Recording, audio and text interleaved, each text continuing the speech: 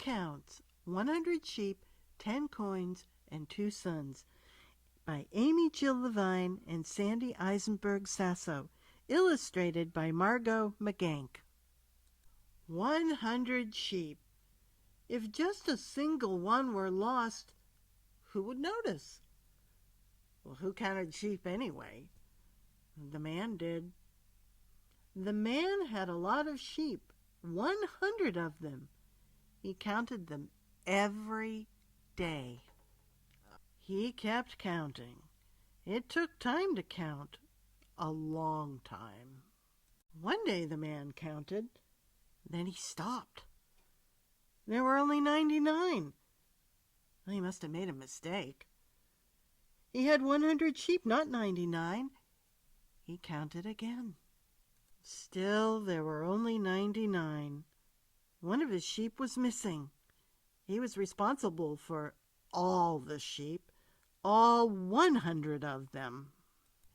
Immediately the man went to look for the lost sheep. He walked and walked, but he saw nothing. He kept walking. He looked to the left, nothing.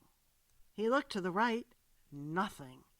He walked and he listened, still nothing. Then he heard it, a bleating sound. He ran toward the sound, and there she was, the lost sheep. He had found her. She was too tired to follow him home, so he lifted her on his shoulders and carried her. He was so happy to have all his sheep together that he invited everyone to celebrate. Some people said, "What's so wonderful? It was only one sheep. You had 99 others." The man smiled. "One sheep makes a difference. Without her, something is missing. Now my flock is complete."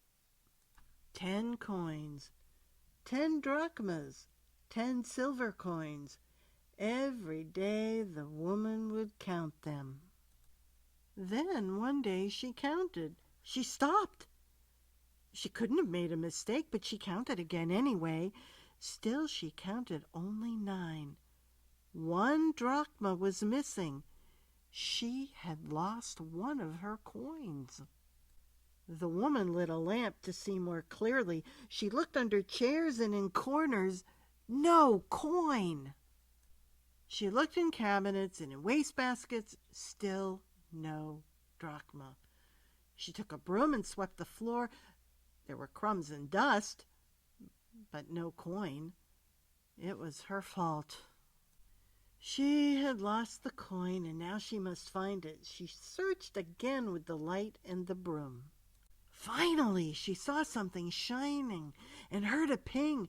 She looked down, and there it was, the missing coin.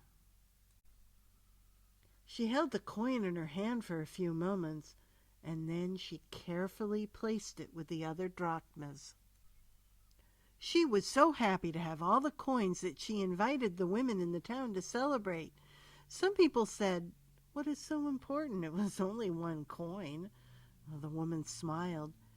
"Just 1 coin matters. Without it, something is missing. Now my coin collection is complete." 2 sons. The father had 2 sons. Easier to count than 10, much easier than 100. One day the younger son wanted half his father's money. It would be his eventually, but he could not wait. He was restless and he wanted to travel. So the father divided his wealth in half and gave half to his younger son and half to his older son. The younger son went to a foreign land, and there he had a great time doing whatever he wanted. But before long he had spent all the money and had none left, not even to pay for food. There was no one to share even a crumb of bread with him, as there was little food in the land. The son went to work for a farmer to try to earn enough to buy something to eat. The farmer told him to go and feed the pigs. Even the pods that the pigs ate looked good. Finally, the son was so hungry and tired that he decided to return to his father, but he wasn't sure what to say. How could he tell his father that he had spent all the money? His good pants were torn, his shirt was stained, his fancy shoes had holes. He thought, I will tell my father that I made a big mistake. I will say that I am sorry, and I will offer to work hard to earn money. The young son returned home. His hair was uncombed, his face was dirty, and his hands were covered in blisters. His father ran to greet him. He was so happy to see him that he did not care about anything else. Instead of making his son earn money for clothing and food, he gave him a new coat, new shoes, and even a new ring. Then he invited everyone to his home to celebrate. The older son was still working in the field when he heard the happy sounds of singing and laughter and smelled sweet spices coming from his home. He wondered what was happening. He stopped one of the neighbors who was heading to his house and asked, "What is going on?" The neighbor was surprised by the question. "Don't you know that your father is making a big party for your brother to mark his return?" The older brother did not know. When the father counted everyone who had come to the party, he realized that one person was missing. That person was his older son. He had forgotten to invite him. He ran out of his house to find his son. When the older son saw his father coming toward him, he turned away.